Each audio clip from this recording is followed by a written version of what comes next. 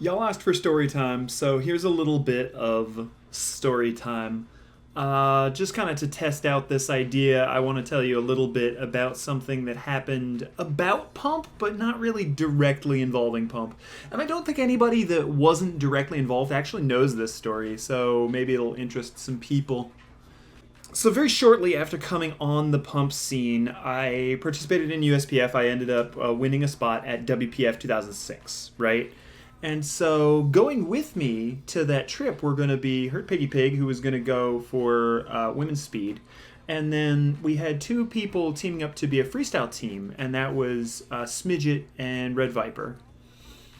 And just because of the way it worked out, like where we all kind of lived, we were going to get together and do some boot camp, right? So just geographically, I'm living in North Carolina even back then, and Red Viper lived in or near Spartanburg, South Carolina, which is known as a really big haven for pump at the time, right? That was really, really big in the East Coast US pump scene. I don't actually know exactly where Smidget was, but I know he was close enough that he could easily drive to Spartanburg to work with Red Viper on their freestyles. And I know that that was what they were doing, right? They would just spend a weekend together to work on stuff. So they said, come down. We'll do some boot camps, and we'll be ready, right? By the time it's all ready to go, we're gonna really practice. We're gonna go hard. So I went down there to go and practice, and I think we did 2 weekends worth, where we would just go to wherever we could play. I think our primary location was a place called Mr. Gaddy's, which was just this like pizza place that for whatever reason was the center of the East Coast universe for pump back in those days. So we would just go and play, and I think it was like a pizza buffet, and we just spend a whole bunch of time like doing these top level. Like Rick was a very good speeder. He was 4th place in 2005 World Pump Fest for speed, right? He was a very good speeder. And so he would work with me on some of the speed stuff, where he would play some of the songs with me. He'd sort of go, "Hey, you got to get ready to do this. Help me, with some ideas for what to do with all of that." And then, would also be working on the freestyle routines with Smidget. And I don't think people know this, but back in those times, certainly in Exceed 2 and 0 times, the difference between speeders and freestylers was not that big. Like, if you go back and you look on the internet, you can find clips of almost every top speeder from those times at least dabbling in freestyle. Certainly Red Viper, right? Did both. But, you can find like clips of Chad. You can find clips of me messing around with it. You can even people like really old school legends like Blood of the Dragon.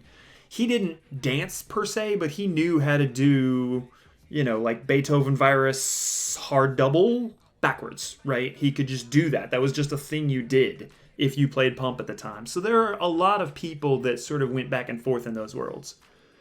And at least in the US, the freestylers were very good. Like the first time that I met Smidget, I'm pretty sure was at a speed tournament, and he just about took a song off me, right? And I was already like well known for being good. So, and I think that's true of other places. I've heard legends that people like Legal were able to play some speed, like, decently. I don't know how well that held up in places like Korea, right? I don't know if OVERDEATH was a good speeder or not. I don't know. But at least here, and certainly Smidget, was quite good. We didn't, like, specialize that hard back in the day. As evidenced by the fact that we sent Red Viper to WPF for speed and then for freestyle. Anyway, I'm off topic a little bit, but I would go down, and so we would all just kind of meet in the middle, and the middle for us was where Red Viper was, and we would meet in Spartanburg, South Carolina.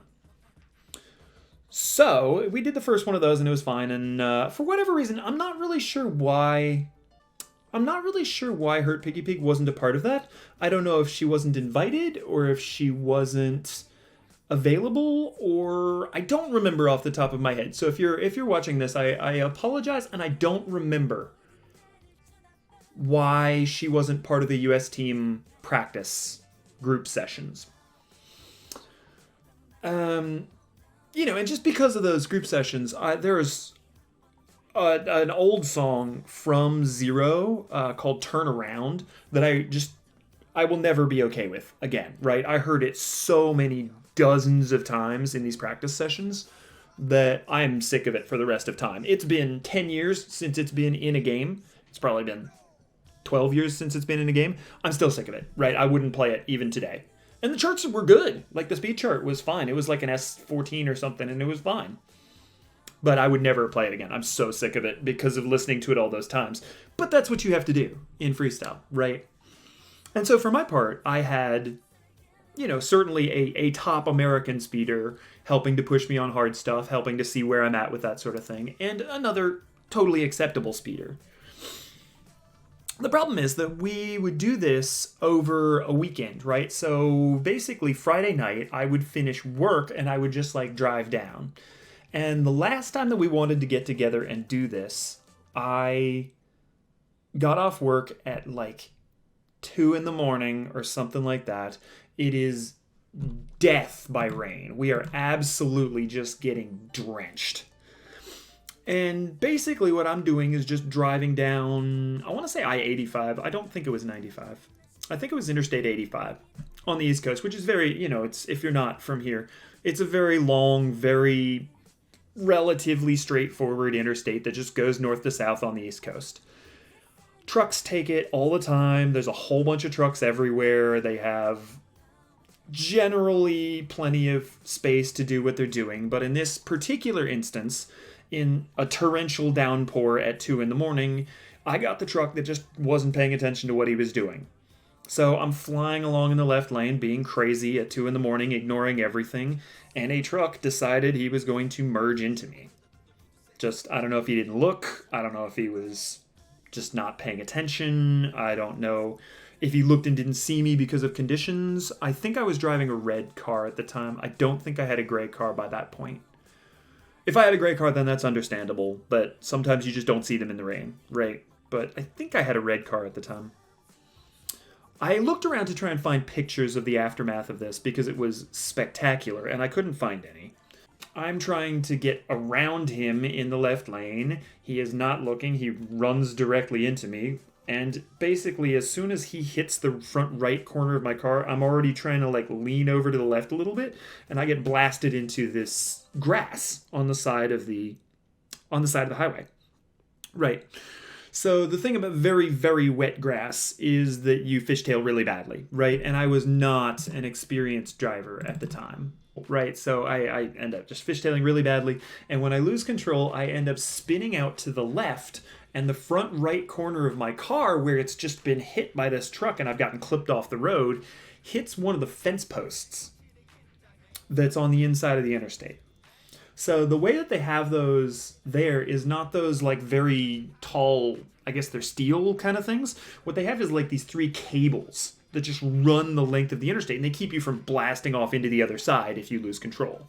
However, they tear the shit out of your car.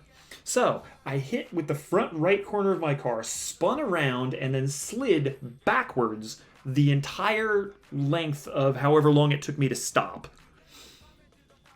And the whole time, it looks like I have these Wolverine claws just tearing down the side of my car. It literally looks like something with 3 really, really big claws has just run down it and just scraped the whole way through. And this is, it's not scraping the paint. It's cutting into the door. It's cut all the way down the right side. The whole front right corner is just shredded from where the truck hit it, and then it got pulled off.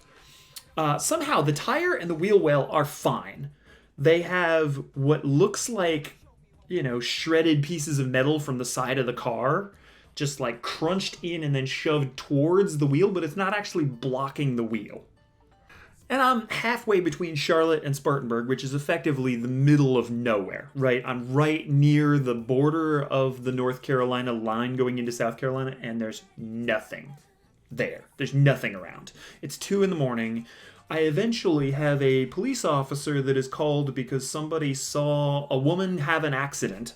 Right, at the time I had really long hair, so despite the fact that I'm 6'2", I was called in as some lady had a car accident. So this person gets there, just generally can't believe that everything's okay and I'm okay, offers to call me a tow truck. So the tow truck eventually arrives. I am sort of hiding out in the police cruiser because we're still dying of this torrential rain, right? We're getting blasted. Tow truck arrives and basically says, I'm not capable of towing you back to Charlotte or to civilization or something, right? And it's prohibitively expensive. It's way too expensive to do something like that. And it's going to be Saturday morning, so none of the car places in the area are going to be open in the morning. So, for lack of anywhere to go, he literally offers to then tow the car back to the highway, which is 10 feet that way. Not kidding. He wants to tow the car 10 feet to the highway to see if I could drive it again. And me being an idiot and being 21 or whatever I was and not being aggressive enough and just kind of letting people walk all over me, I decide that's an okay idea and just let that happen. So, my dude goes ahead and does that and charges me for that and is sort of being buddy-buddy with the police officer when I start to say, hey, how does this help me? What services am I paying you for? And the two of them just kind of basically high-five each other and go, well, job done, I hope you're okay, bye! It's not quite like that, but it is pretty dismissive. And basically tell me I have no other options or recourse, and I should really get that looked at. And it turns out that the car functions, right? It works fine. It just looks like it's been through a complete, maybe 2 accidents, right? It looks like it's been absolutely just like marked for destruction. The end result of all of it was that I got a citation for driving too fast for conditions or something like that. It was something like speeding, reckless driving, something like that. Officer that was there was not particularly interested in hearing anything about getting hit by a truck, and just kind of blew that off and was like, well, if you had been better at driving, you wouldn't have gotten yourself into this. If you hadn't fishtailed really badly in the grass, you wouldn't have, I basically was so angry at that entire process, and I didn't really know too much about how to stick up for myself, just because of a lack of experience dealing with police officers, that I just kind of let it go. It was kind of show up in court, pay the thing. I'm not happy about how that whole thing went down, but it's one of those things that you do when you're young-ish and learn from and just don't get yourself in that situation again. So I'm not super, super happy about it, but that's what ended up coming of it. But I'm in the middle of nowhere. I have no other idea of how to get it fixed, and the only person that I know that knows really much of anything about cars is Red Viper. So what do? I drive the car to Spartanburg, pull up in his driveway, by 4 a.m., 5 a.m., whatever it is. They get up in the morning to try and, and hang out and just generally know that I'm going to come inside and be okay, right? And so they all get up, and he and his family take a look at this thing and just go, what the absolute world, what happened?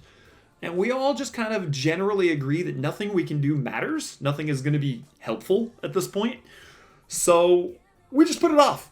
We were just like, you know what? Let's do what we came here to do, right? Let's go play pump and practice for WPF. And then after the weekend, you can go back to wherever it is you're going, and you should maybe get that looked at. So I literally spent the entire weekend just kind of leaving this just shredded, just absolute, like I said, just all the way from right under where the windows are, all the way to like the bottom of the wheel well. There are just these 3 just really wide, just like swaths of cuts that go the length of the car. And I was just like, you know what? Car works. Whatever. It's both very scary and also just sort of the way that I didn't prioritize things well in my youth. I have some other cool stories that are more directly about pump, but I wanted to test out this format and see if any of this is good. I'm going to try and find some pictures to put over top of this and level out the music a little better and see what I can do with this format. I do want to tell some other cool stories that are more directly about pumps soon. For right now, I hope y'all had fun with this one, and I'll get some proper videos up on the channel soon. Have a good night, y'all.